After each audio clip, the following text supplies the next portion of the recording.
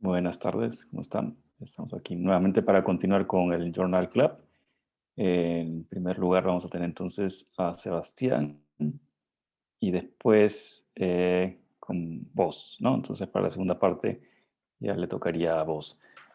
Normalmente estamos haciendo las preguntas al final, no sé si quieres esa modalidad de alguna pregunta corta durante o todo al final. Voy a como que dar espacio para preguntar mientras que explico, porque va a ser un poco progresiva la exposición, entonces quisiera que todos entendieran hasta cierto punto de lo que he dicho. Me voy a preguntar durante la exposición. O sea, le voy a dejar preguntar durante la exposición. Le voy a dar espacio. Ya. Y querías unos 5 minutos más, digamos, algo así. Sí, solo por si acaso. Yo creo que sí va a entrar tranquilamente, pero igual le pregunté a vos, porque iba a responder después, y me dijo que no tenía problema. Solo por si acaso, realmente. Ya, ok. Bueno, si lo pide con anticipación está bien. Vamos a ver una vez para no. Entonces, no, 30, 45 minutos, algo así. No, si es que no hubiera ninguna pregunta, entonces más hacia 30, 35 y después el resto para las preguntas. Muy bien. Entonces comenzamos, Sebastián. Ok, voy A a ver compartir si la puedes pantalla. compartir. Ujú. ¿Ven el PowerPoint? Sí, sí, se ve. A ver, voy a hacerla grande. Ok, entonces se ve todo normal, ¿no? Sí,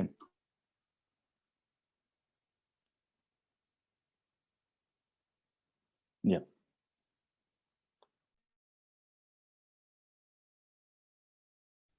Aunque no se escucha.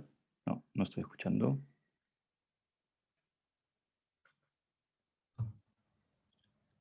¿No me escuchan? Ahora sí. Ok. Ah, Bueno, como decía, bienvenidos al Journal Club. En esta ocasión voy a exponer sobre el paper titulado Stochastic Events Can Explain Sustained Clustering and Polarization of Opinions in Social Networks. Bueno, antes de empezar, quería presentar algunas métricas sobre el paper. Fue publicado en la revista Nature Research, fue recibido el 3 de noviembre de 2020 y aceptado el 17 de diciembre de 2020. Los autores son Cody Scott y Condi Corin.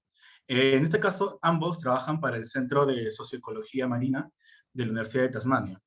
En este centro de investigación trabajan de diferentes carreras, por ejemplo, hay físicos, hay economistas, hay abogados, hay biólogos, sociólogos, y tratan de en conjunto trabajar para investigar sobre temas complejos, ¿no? Es por eso que cuando buscas en la revista en la que fue indexada ese artículo, el quarter te sale multidisciplinary y sale en Q1, ¿no? En este caso.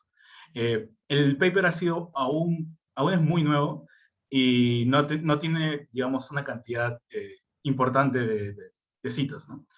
Eh, y bueno, antes de comenzar con la exposición en sí sobre el paper, quería dar una pequeña introducción sobre a lo que apunta todo este tema de hacer modelamiento de sistemas sociales o ecológicos, qué tiene que ver con física, qué puede tener con matemática y cómo es que esto se vuelve un problema computacional, ¿no?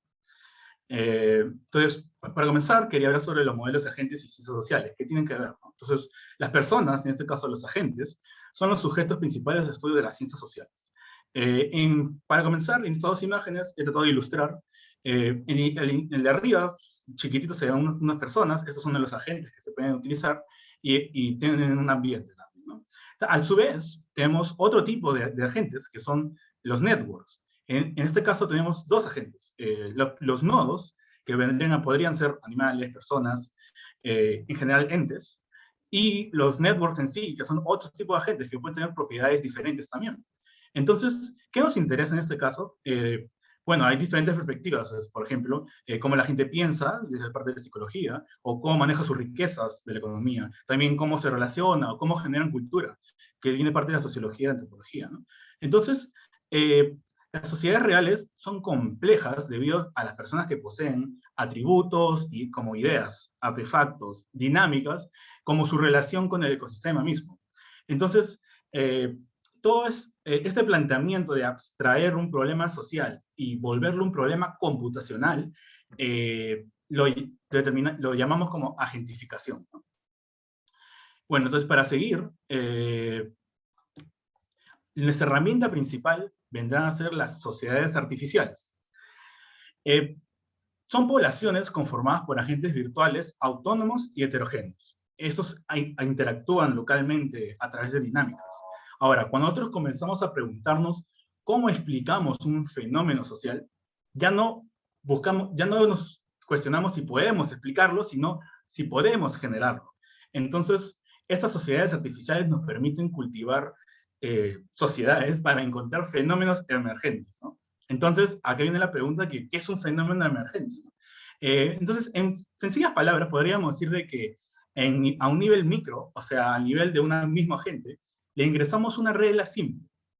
Y con lo cual, a un nivel macro, o sea, viendo todo el horizonte, digámoslo así, podemos observar un resultado complejo. Por ejemplo, tenemos una persona de repente pensándose en mudar, ¿no? Entonces muchas personas se pueden estar pensando en mudar. Y es una regla bastante simple. Si le quitamos, digamos, los layers de complejidad de todas las razones por las cuales quisiera mudarse. Y simplemente porque no le gusta o le gusta el lugar. Y con esto podemos conseguir resultados complejos como la creación de vecindarios o estratificación. Por ejemplo, en esta imagen podemos ver una zona más pobre que la otra, etc., ¿no? Entonces, bajo esta perspectiva, lo que buscamos es reglas simples que nos creen un fenómeno más complejo. Y por ende también podemos diferenciar si un modelo es mejor que otro, si es que a través de reglas aún menos sofisticadas o más simples, podemos llegar a un resultado aún más complejo. Bueno, y en este punto sí me gustaría saber si es que tenían aún una duda, ¿no? Sobre los fenómenos emergentes. Renzo tiene una pregunta. ¿Qué tal, Sebastián? Tengo una pregunta. Bueno, como habías explicado, con estos sistemas que evolucionan, el término de fenómeno emergente no me queda muy claro. Ya, justo tengo una animación, había preparado. Sabía que alguien me podía preguntar así. Tengo una animación para esto. Eso es justo el fenómeno que le acabo de explicar hace un ratito, digo, este de aquí, donde está la persona decidiendo si se puede mudar o no. Es el modelo scaling. Es un modelo que en general, por ejemplo, acá lo podemos ver, hay personas azules y personas naranjas. En esa época era realmente por un tema de racismo. Y buscaban las reglas para las cuales las personas se mudarían y crearían patrones que podríamos observar, ¿no? Entonces, en este caso comienza con una distribución totalmente aleatoria y a través de estas reglas de si te gustan tus vecinos o no, y te mudas o no, se llegaba a formar ese tipo de patrones. Entonces, eso es lo que se podría decir como el fenómeno emergente, ¿no? La creación de estas formaciones, ¿no? Estos clústeres de agentes del mismo color. Espero que te haya respondido a la pregunta. Bueno, creo que Enrique también tiene otra pregunta. Luis, Enrique. Sí, dijiste que un modelo era mejor si es que con reglas aún más simples tenías modelos incluso más complejos. ¿Cómo mides la complejidad después en el sistema macro? Ya, eso realmente tiene, o sea, puedes irte por un lado más computacional y analizar sistemas complejos, pero ya no en el sentido de como fenómenos, sino como, hay una rama en específica de la computación de la cual sí no conozco, pero usualmente se utiliza de forma así general esta pequeña reglita para saber si es que tu modelo presenta algo nuevo, ¿no? Porque lo que usualmente tú buscas es cuando, digamos, estás investigando y quieres presentar algo nuevo, entonces no haces un modelo con más reglas que genere un mismo fenómeno complejo que antes ya ha sido hecho con reglas más simples. Sobre todo porque usualmente al agregarle reglas a un modelo solo genera más ruido y no, inclusive a veces se vuelve indetectable lo que está haciendo esa nueva regla que les ha agregado. Espero que te haya podido responder un poco, pero justo una medida no es una herramienta que maneje exactamente ahorita.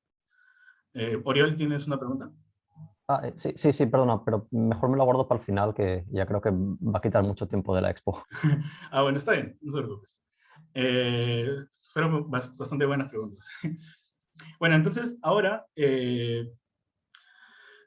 bueno, un paso más allá para terminar. La introducción es una lectura para profundizar más, en los que les interese. Es un paper publicado en The European Physical Journal, que es el Manifesto of Computational Social Science, donde ven un poco sobre los objetivos y oportunidades, el estado del arte actual del área, la caracterización del área, ¿no? Los diferentes approaches que hay, Big Data, Networks, modelamiento por agentes, y también los retos, ¿no? Porque hay retos, digamos, aplicados como el tema de toma de decisiones a través de los modelos, y por otro lado, ya retos epistemológicos, ¿no? ¿Qué quiere decir los modelos sobre la realidad?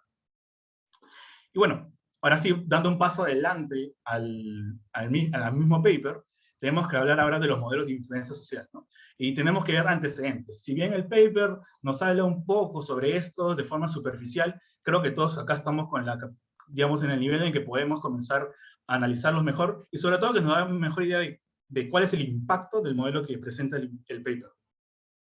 Entonces, en este caso vamos a estar hablando sobre influencia social y opiniones, y sobre todo sobre las interacciones sociales, ya que pueden influenciar las percepciones, las opiniones y creencias de los individuos.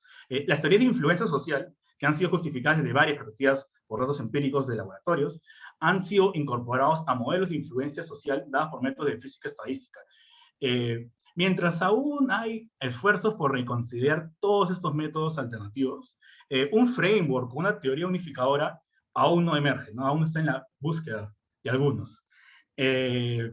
Bueno, entonces comenzaremos con el modelo de la influencia asimilativa.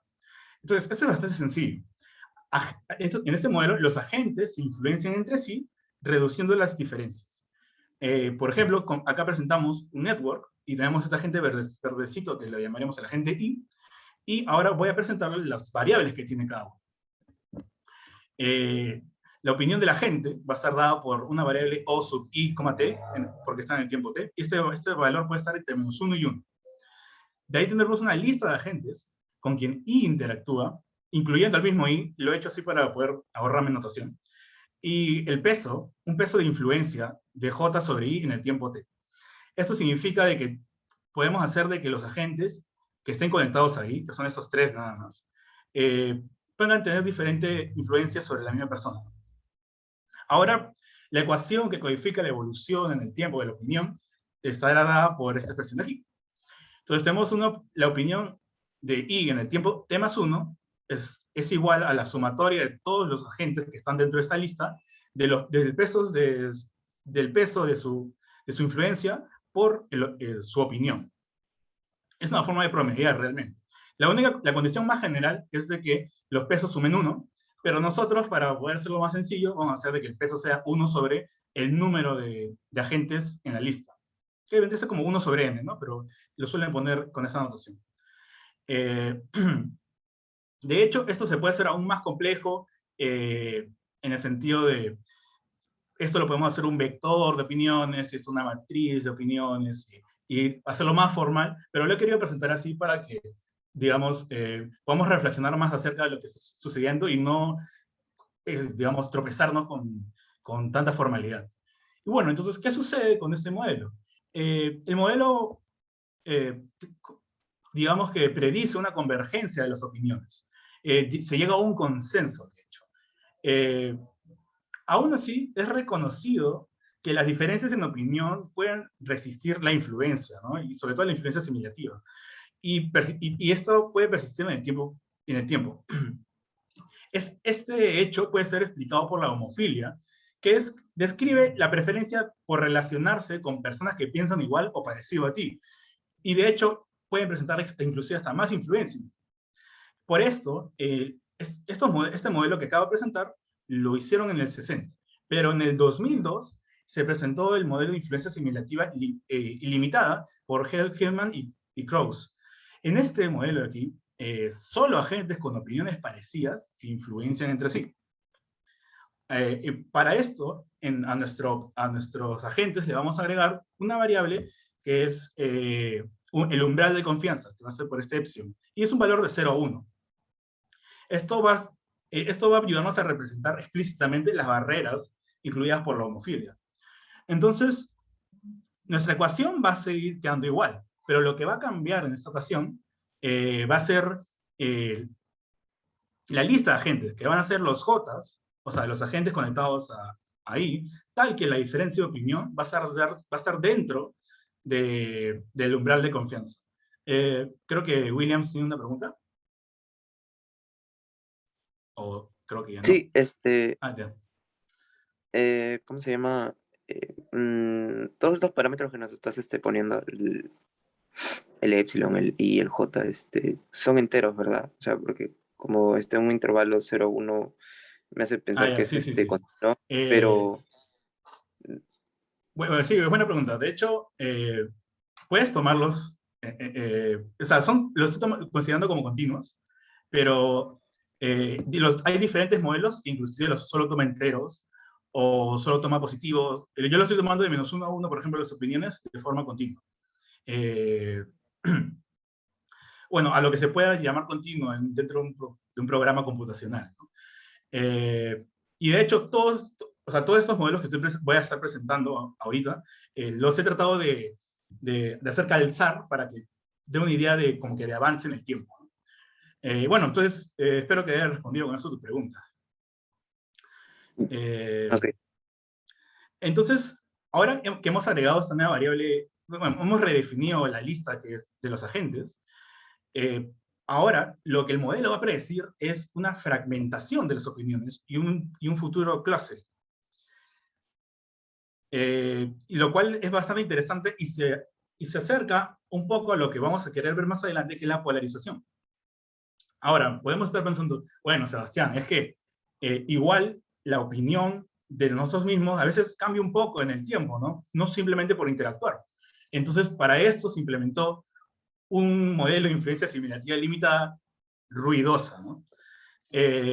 Donde, igual que antes, solo los agentes con opiniones parecidas se influencian entre sí, pero las opiniones sufren fluctuaciones aleatorias. Entonces, ya nos encontramos con un modelo estocástico, de hecho.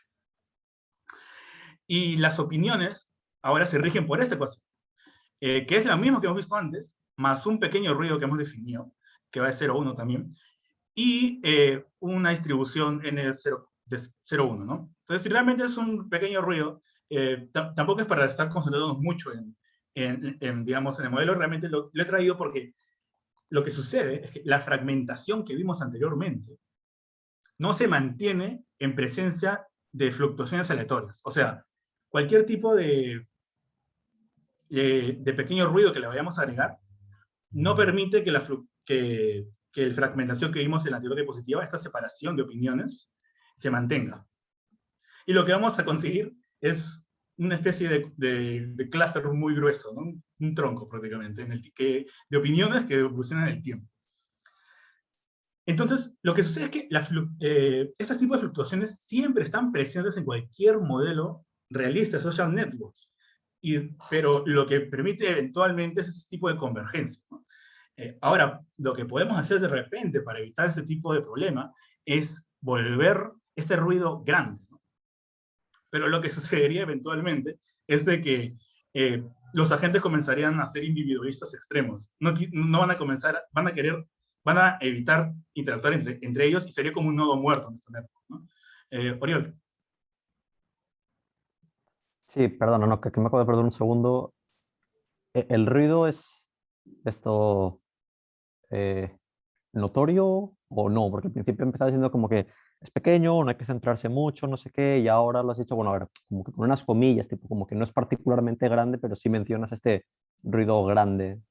Es Entonces, que como estoy que... diciendo, es que una forma de tratar de evitar este tipo de resultado en la evolución de las opiniones es de que puedes hacer que haya ruido chiquito. No digo, puedes hacer un ruido grande y va a evitar esto, pero vas a conseguir individualmente en cada agente que se vuelvan individualistas y no quieran interactuar con nadie.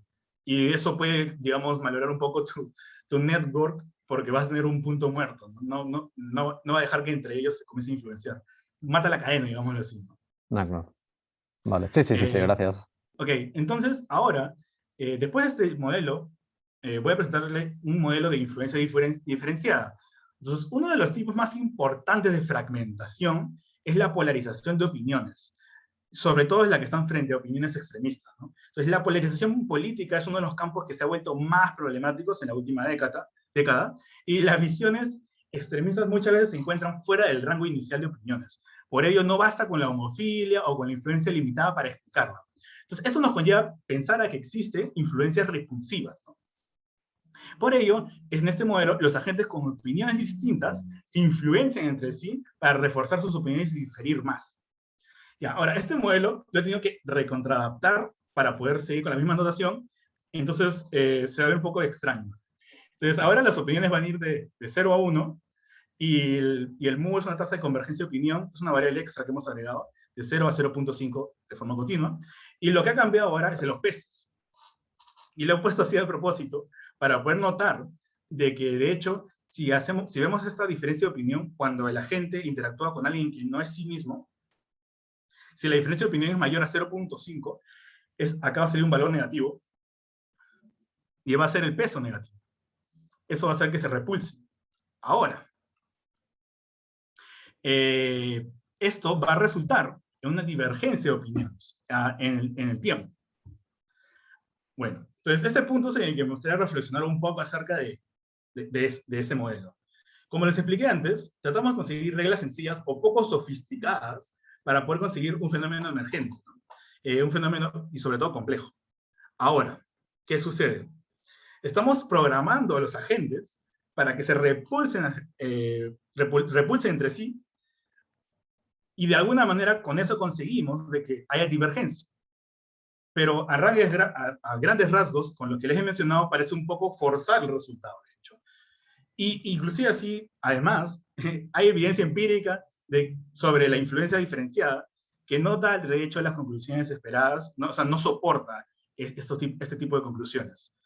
Por lo cual es que aparece el paper que estoy exponiendo ahora y presenta un nuevo modelo, que es el modelo de eventos y influencia social, ¿no? Entonces, la pieza clave de la innovación de este modelo es agregar eventos externos que puedan influenciar las opiniones. Estos podrían ser eventos de mucha importancia, como escándalos políticos o desastres naturales, o, por ejemplo, eventos de mayor localización como un cambio de legislación, ¿no? Entonces, estos eventos pueden atraer o repulsar a individuos a cierta opinión. Por ello, vamos a considerar de que un evento tiene una opinión relacionada, ¿no? Así, los eventos van a lograr influenciar a todos los agentes de forma paralela y síncrona, como si fuera otro agente realmente, ¿no? Entonces, además, vamos a agregar una característica más importante de los agentes que se llama la certeza. Entonces, inicialmente voy a hablar acerca de la certeza. La certeza va a ser una variable en un agente y en el tiempo t y va a estar de 0 a 1.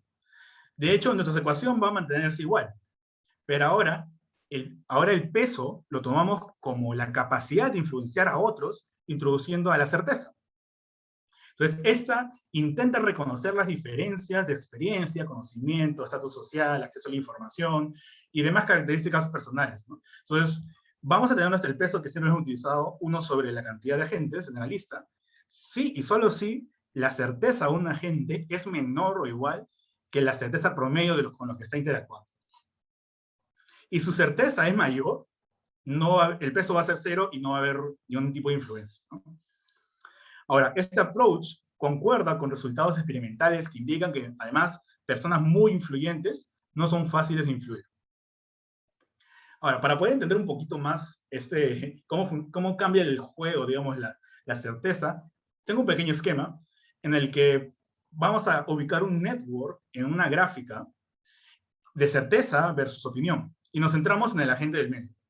Ahora, notamos que fuera del confidence threshold, que ese es el umbral de confianza, hay un agente, y este no va a influenciar de ninguna manera al agente del medio. Ahora, si vamos a ver a la certeza, vamos a notar de que, en promedio, la certeza de sus vecinos, podemos decir que es mayor, porque este de aquí está mucho más arriba, ¿no?, en certeza. Por ende, va a ser influenciado. Ahora, ¿hacia dónde va a ser influenciado? Pues va a ser influenciado hacia la izquierda, puesto que en opiniones, quien está más alejado de él, va a ser también el de arriba. Entonces, en promedio, la opinión va a estar tendiendo hacia la izquierda. Ahora, un dato más que nos da este gráfico es de que el de arriba, de hecho, solamente tiene un vecino, y su certeza va a ser mayor a la del de abajo, ¿no?, porque es su único vecino y en promedio sigue siendo el único. Entonces, su opinión va a tener un random drift, que vendría a ser un pequeño ruido, que, como les mencioné anteriormente, todo modelo de social networks tiene, o lo suelen implementar. Ahora, una que es que, bueno, la certeza ha quedado un poco más clara, cómo funciona, crea como cierta jerarquía de alguna manera. Vamos a hablar sobre los eventos que mencioné. Bueno, entonces los eventos son aplicados estocásticamente. De hecho, el paper en sí no da muchas vueltas respecto al tema estadístico de estos eventos, pero define las variables como para poder saber cuáles son los posibles valores que puede obtener. Entonces, primero, necesitamos definir una frecuencia de los eventos, que va a ser un valor de 0 a 1, de ahí una duración promedio, que va a ser de 0 a infinito, para que luego la duración en un tiempo t vaya a ser de 0 a 2 veces el promedio, ¿no? Te puede tomar uno de esos dos valores, un rango de valores en ese rango, ¿no? en cualquier momento. Ahora, la fuerza de promedio, o la opinión del promedio, podemos decir el impacto del evento, va a ser, su valor promedio de la fuerza va a ser un valor entre 0,2 y 0,8. Y en el tiempo va a ser el promedio más o menos 0,2, o sea, va a ir desde 0 hasta 1. Y bueno, además vamos a definir una variable doble más que nos va a ayudar con el peso. Ahora, nuestra ecuación se va a extender un poco y se va a ver de esta forma. Vamos a tener la misma evolución que hemos visto antes, que es este tipo de promedio, y además un término extra que va a ser el peso por la fuerza del evento. Este nuevo peso que vamos a definir va a ser un valor W de 0 a 1, sí y solo si la opinión y la opinión del evento va a estar dentro del rango de confianza del evento, del agente, ¿no? Y además, la certeza también va a ser menor que la opinión del evento. Ahí el autor, de hecho, hace una acotación que usa la fuerza del evento, digamos así, para mediar ambos parámetros, pero realmente él sugiere que tal vez en un modelo más avanzado se haga uno propio de la certeza del evento, ¿no? Pero para hacerlo más simplificado, usó la fuerza del evento para ambos. Y si no se cumplen esas restricciones, entonces a la persona no le afecta el evento en ningún instante, ¿no? Entonces, de hecho, esto es bastante distinto al ruido que les mostré anteriormente, y también es distinto a un agente que esté siempre parado con ellos influenciándolos, ¿no? ¿Por qué? Porque primero, los eventos pueden potencialmente influenciar a toda la población, siempre y cuando cumplan esas reglas, ¿no? En cambio, los agentes solo interactúan con un grupo pequeño conectado a ellos. Por otro lado, también, los eventos ocurren estocásticamente. Con una duración estocástica, los agentes, además, siempre están interactuando. Es por eso que tampoco lo contamos con un agente persiguiendo a todos los agentes a la vez, ¿no? Ahora, para poder visualizar mejor cómo va a ser todo el proceso, voy a mostrar un mapa de flujo. Bueno, en sí, el modelo consiste en 490 individuos. Para poder distribuir la certeza, se hicieron un grupo de 70 individuos y se crearon 7 rangos de certeza con cierto overlap, ¿no? Entonces, digamos, acá va a ser un grupo con certeza desde 0.1 hasta 0.4, y hay otro grupo que es de 0.3 a 0.5. Entonces hay un pequeño overlap entre todos los grupos, y en cada grupo se puso 70 agentes, ¿no? Y con eso se consiguió una distribución normal, una distribución normal con promedio 0.5 y división estándar 0.25 en términos de certeza. Esta certeza, además, creo que no lo mencioné, va a variar un poquito alrededor de su propio valor. Esto se hace así, primero para que puedan interactuar, y después porque esta idea de que se quede alrededor de mismos valores quiere decir de que realmente la persona sigue siendo ella misma, ¿no?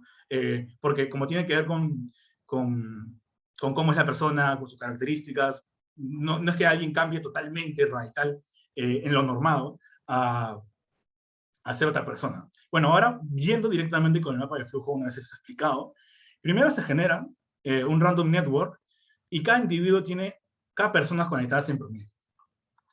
Después, se le pregunta a cada individuo, primero, si tu certeza es mayor que la del promedio que está conectado, pues no pasa nada con él y, y aplicamos un random noise en su opinión, y pasa, ¿no?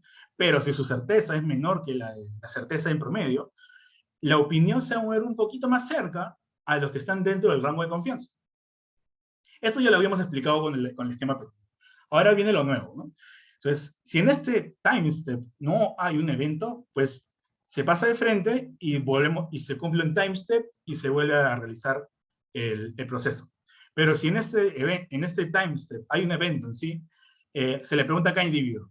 Si su certeza es mayor que la fuerza del evento, pasa de frente. No, el problema no es con él. Pero si la certeza es menor que la fuerza del evento, y de hecho también tiene que cumplir de que está dentro digamos, del rango de confianza, entonces su opinión se va a mover un poco hacia la opinión respecto que se relaciona al evento. Entonces, en este caso, ya, con esto, en promedio se suele correr para este modelo entre 500 y 1000 time steps, o sea, son 500 o 1000 vueltas, ¿no? Ahora vamos a pasar a los resultados. Los resultados fueron descritos en términos de la distribución de la opinión de la población en el tiempo. Ahora, vamos a definir una variable más, de hecho, que va a ser el conflicto. Y ese conflicto va a ser definido como la desviación estándar de la opinión en un determinado tiempo. Entonces, vamos a ver más o menos en los resultados que a los 500 time step vamos a ver niveles de conflictos ya estables. Ahora, vamos a ver primero los resultados sin eventos. Primero tenemos estos gráficos de opinión y conflicto, ¿no? En el tiempo.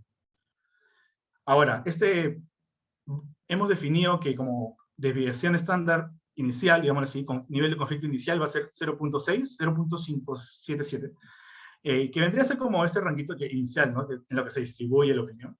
Y aquí vendría a ser el valor inicial, porque es el conflicto en sí. Ahora, el modelo, sin eventos, exhibió un rango de comportamientos presentes en otros modelos, incluyendo la influencia asimilativa, cuando hay homofilia baja, o sea, tenemos nuestro rango de aceptación alto. Entonces, tenemos este resultado de la influencia asimilativa, en donde convergen. Y cuando hay homofilia alta, o sea, tenemos un rango de aceptación bajito, encontramos el resultado de la influencia asimilativa ilimitada, en la que primero tenemos esta especie de pequeña polarización, ¿no? Una fragmentación, y como les comenté, iba a suceder una convergencia al final, en el tiempo, ¿no?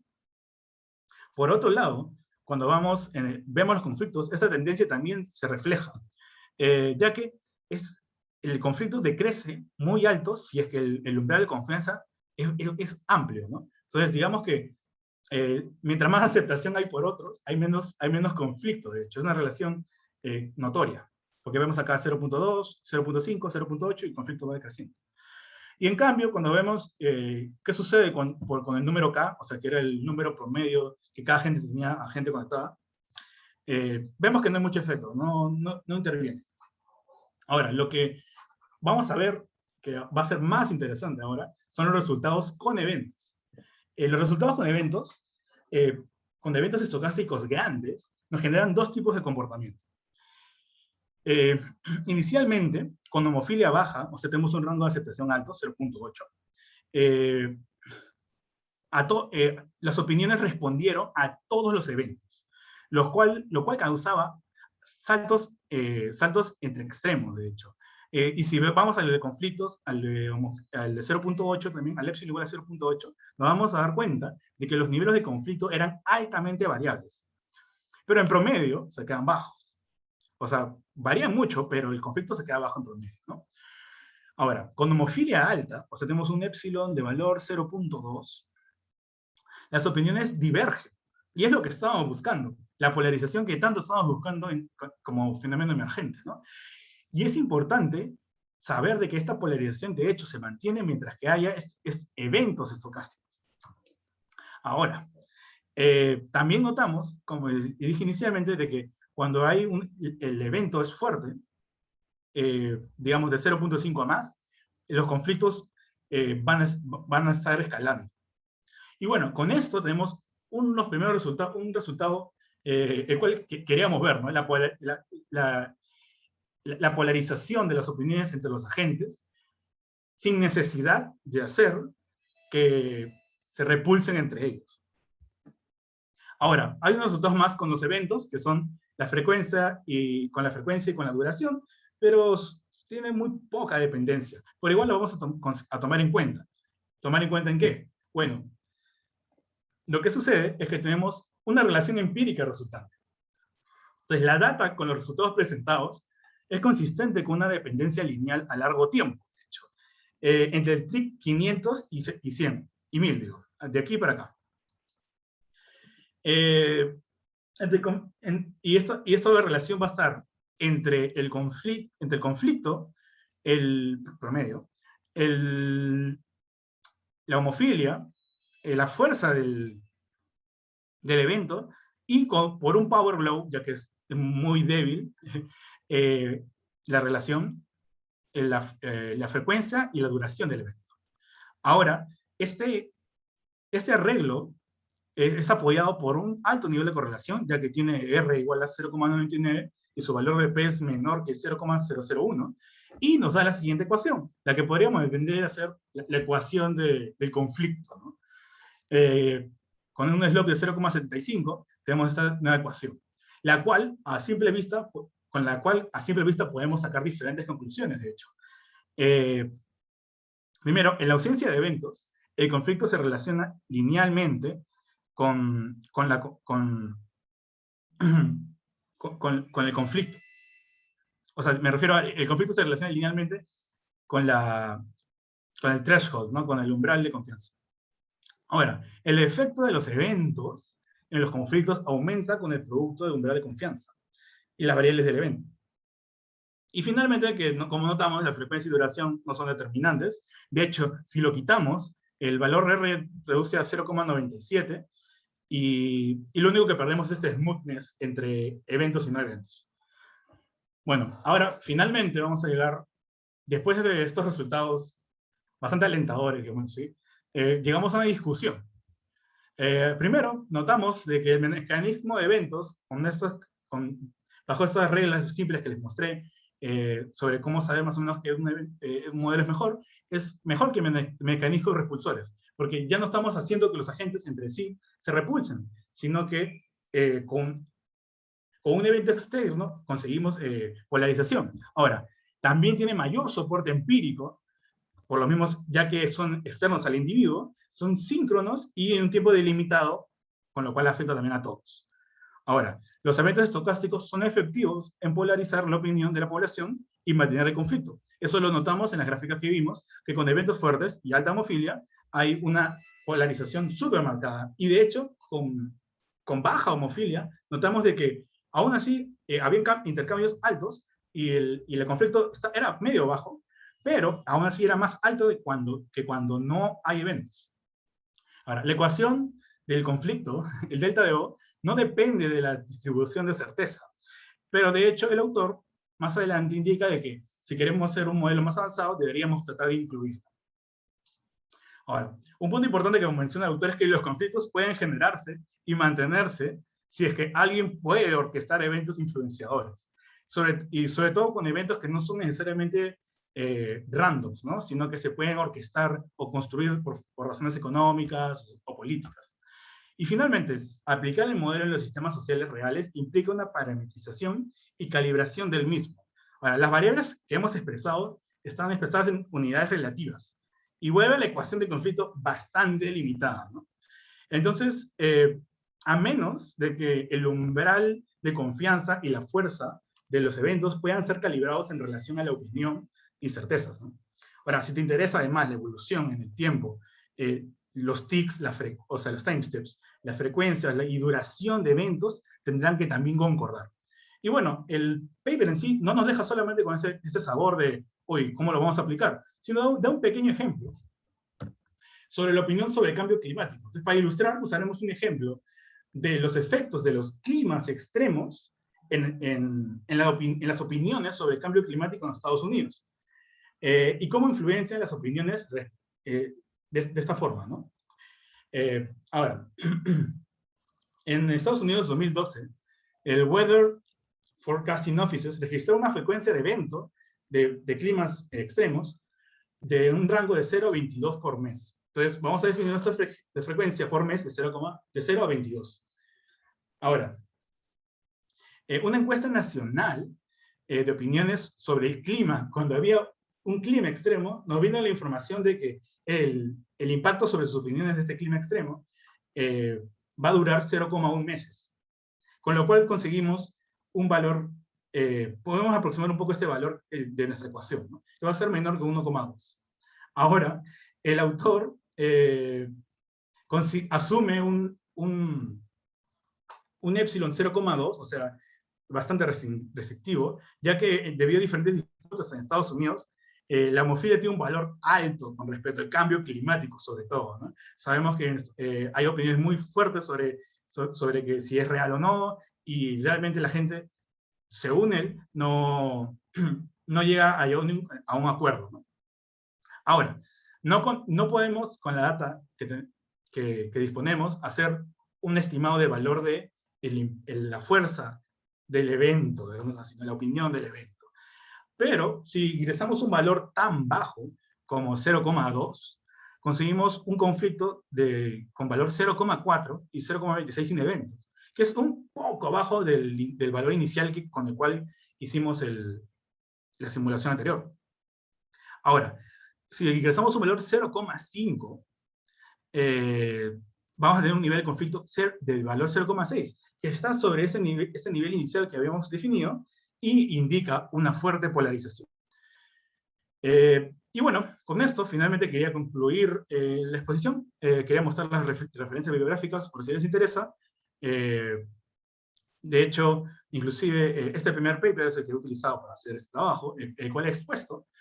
Este siguiente, que es del JASS, del Journal of Artificial Societies and Social Simulation, da un resumen de todos los modelos que se han hecho hasta ahora, que se ha hecho en 2017, como se dan cuenta. Es bastante reciente.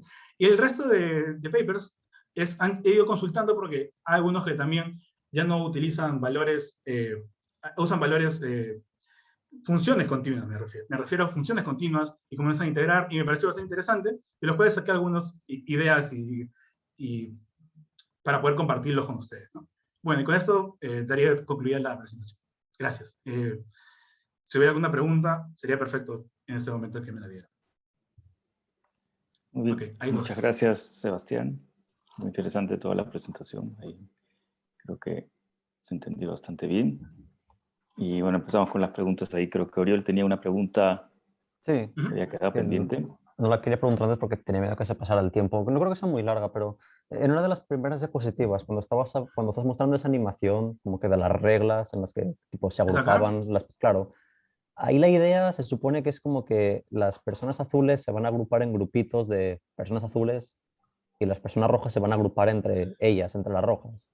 Bueno, yo entendí que esa era la idea, más o menos. Ok, entonces, puedo explicarlo súper rápido, de hecho. Imagina que tienes una grilla así. Y este es el que te interesa, rojo, imagínate. Y los restos son blancos. Y digamos que acá hay 9, tiene 9 vecinos, ¿no? Digamos, estos cuadraditos acá. Entonces tú le das una regla. Imagínate. Solamente si tienes, digamos, desde la mitad para arriba igual que tú, te quedas. Y si no, te mudas. Tú le ingresas cuánto es, realmente, ¿no? Y basta con un 60% para que suceda este tipo de evento, en el que todo se comienza a reacomodar y al final se generan estos, digamos, estos clusters, ¿no? De personas que iguales. No sé si se Claro, yo es entendió que... mejor ahora. Sí, lo que pasa es que mi duda era porque yo asumía que lo que iba a pasar era que se iban a tener pues quizás tipo como que pequeños conglomerados de cada tipo, pero ahí bueno, me rayó un poco ahí esa animación porque tienes como que todo un bloque rojo grande en medio con un par de como que de bloques azules dentro, ¿sabes? Ya. Solamente me estoy Entonces, como que confundiendo de cómo entender eso, nada más. sí, es por lo mismo que es un manual estocástico, Claro. mientras que lo corres, suceden diferentes cosas. O sea, acá se está repitiendo la misma la misma animación, pero si tú lo corres computacionalmente, probablemente no vuelvas a ver el mismo resultado Ah, no, claro, después claro, de sí, sí, muchas eso sí. corridas, ¿no?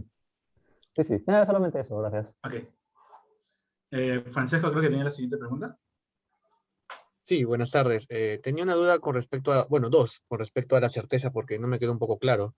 Ujú. La certeza es algo que nos, o sea, ¿cómo medimos la certeza? ¿Hay algún parámetro que puede, Ah, ya. que mide certeza? Y la segunda es, ¿la certeza promedio durante el trabajo se mantiene estable o va variando su valor a medida que van variando las opiniones de los individuos que van trabajando en el experimento, ¿no? Ya, de hecho, la persona que hizo el paper se hizo una muy buena jugada, digamos así, porque eh, indica, de hecho, en el documento en el que la certeza no interfiere en esta ecuación que tenemos de la opinión, no la considera. Por eso mismo, yo creo que lo he hecho porque preguntar la certeza a cada persona es más complicado. Pero en verdad toda esa data que se consigue al final es de encuestas. Entonces, si tú quisieras preguntarle, digamos, conseguir data de certeza, tendrías que ir probablemente con alguien de la rama de psicología y preguntarle, oye, ¿cómo podrías saber, al menos, o tener idea de la certeza de las personas? Y puedes hacer una encuesta y conseguir data de eso, ¿no? Es la forma al menos más inmediata que por lo menos creo que podría funcionar. Ahora, la certeza, como dices, sí, tiene un valor más o menos estable, pero como dije en la exposición, varía un poco. Alrededor del mismo valor inicial que tiene, varía un poco para que al final le abra las puertas a otras personas. Pero se mantiene el mismo valor, alrededor del mismo valor para indicar de que de hecho la persona no ha cambiado, ¿no? Sus experiencias, su conocimiento, su acceso a la información, su estatus social, no de la nada ha cambiado mucho, ¿no? Espero que eso respondió a tu pregunta. Sí, gracias. Daniel Laval tiene una pregunta también. Sí, quizás lo hayas comentado, pero justo en el grafiquito viendo me hizo recordar y pensar que de qué depende de que ese paso a paso, esas conexiones converjan a algo. ¿Del ruido del que hablaste? ¿Un cierto valor? ¿O de qué parámetro? ¿Te refieres al último modelo que presenté? Ajá, porque eso podría cambiar todo el tiempo, en realidad. O sea, no tendría que ser tan bonito como que converja a... No, la imagen de los dibujitos, los puntitos azules, rojos. Ya, te refieres al modelo Scaling que lo usé como introducción. Eso Ajá, aquí. Ya, sí, sí, sí. o sea, no necesariamente converge si, por ejemplo, le dices, sí, basta con que tengas a uno igual que tú alrededor tuyo para que no te quieras mudar, ¿no? Ahí, inclusive, se quedan quietos en el primer paso, digámoslo así. Y si tú le pides muchos, o sea, le dices, no sé, pues, digamos, el 90% quiero que sea igual que tú, ¿no? Si no te mudas, todos comienzan a moverse y nunca se paran. De hecho, o sea, este modelo lo utilicé de ejemplo, pero bueno, me parece chévere que les interese tanto. Espero que se haya respondido tu Sí, pregunta, sí. no sé. Está bonito, esa animación muy, muy interesante. Sí, sí, sí, Sí. está bien. Gracias. De hecho, es más visual que de repente el modelo que he presentado de Networks, ¿no? Que solo tengo el dibujito de acá. Eh, Creo que Luis tiene una pregunta más. Sí, quería saber si es que tienes conocimiento si este tipo de modelo de agente se ha usado con fines explicativos y posteriormente predictivos. Por ejemplo, si tú tienes una población y tú quieres medir sus respuestas ante algo, por ejemplo, podrías intentar reproducir el modelo y a partir de reproducir los resultados, ¿no? Con agentes, podrías obtener parámetros de importancia de la población que quieres caracterizar como niveles de certeza ante cierta respuesta. Entonces, basado en eso, uno podría predecir su respuesta de otro tipo de evento importante, algo así, por ejemplo, como cambio climático. O sea, ¿se ha hecho y qué tanto éxito, si ha tenido éxito o no? Ok. De hecho, el autor no menciona mucho sobre esto, pero en general los modelos de network se utilizan bastante, sobre todo para temas de como que de empresas, ¿no? Pero ya enfocados a otras cosas que no son necesariamente la opinión. Pero sí, puedes utilizar esto para poder tratar de, digamos, lanzar una campaña o de repente digamos, legislar algo de repente y saber cómo se va a manejar y puedes manejar las opiniones de las personas en general, ¿no? Es una advertencia que ha hecho el autor. Ahora, un proyecto tal cual no conozco, ¿no? Inclusive, muchos de los autores de estos modelos no le buscan una aplicación directa. Simplemente les interesa y lo organizan, ¿no? Pero a este autor en específico sí le parece interesante utilizarlo. Ahora, este modelo que acabo de presentar ahorita es bastante nuevo. No creo que haya habido el tiempo para que se haya utilizado o testeado, digamos, en una situación del todo real. Ha dado un ejemplo más que todo. Y como verás, los modelos anteriores no son tan confiables porque al final dan una convergencia, el ruido es una convergencia rara. Entonces dan ideas muy generales como para poder aplicarlas al final cuando vas a tomar decisiones, digamos, o cuando trabajas en una empresa o en el Estado. Para eso es mejor utilizar las herramientas de data analysis, big data, y con eso trabajar mejor, ¿no?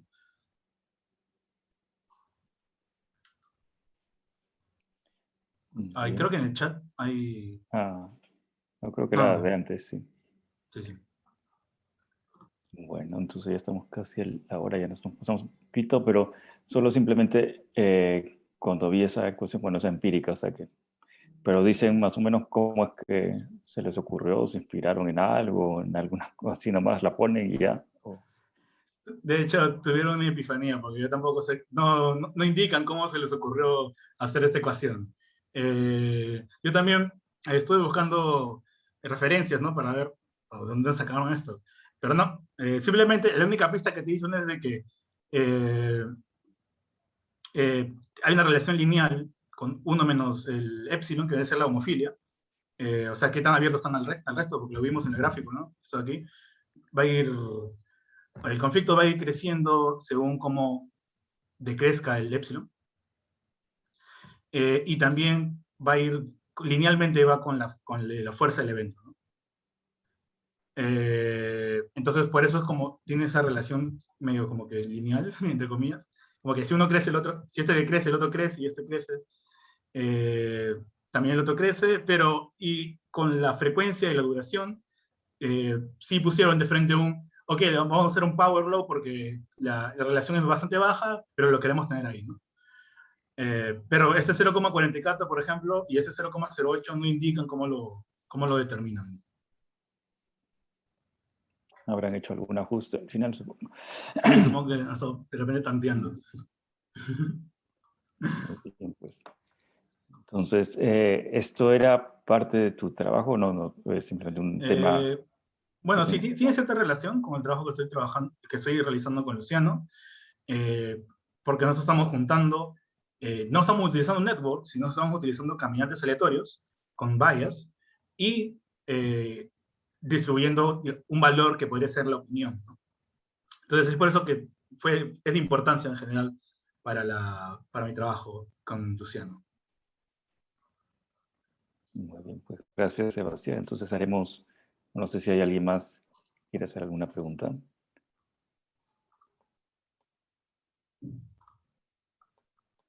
Muy bien, entonces si no es el caso, haremos la pausa, como son las 4:05, unos 5 minutos de pausa, y a las 4:10 continuamos con la exposición de voz. Gracias. Muy bien. Después ya supongo que podrán conversar con Sebastián.